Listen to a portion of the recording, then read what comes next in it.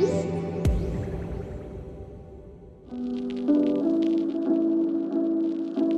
of the biggest audio trends at CES 2019 is WiSA. Now this isn't a new technology, but it is about to take off as far as we're concerned. And one of the reasons is because LG has put it into its new TVs, and it's coming to a bunch of other transmitting devices, including PCs and even Xboxes. What this allows you to do is send wireless, high-resolution audio to a powered pair of speakers without having to connect them with wired at all.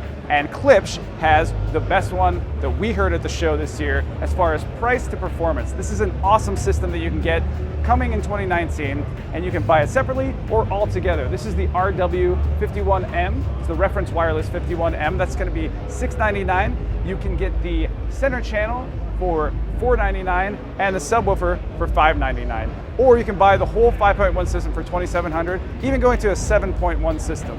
Again, you don't need a receiver, don't need an amplifier, and these things sound fantastic. We saw the demo with these on an action scene in Ready Player One, and it sounded fantastic. Klipsch really brought it this year, and we're excited to check these speakers out further.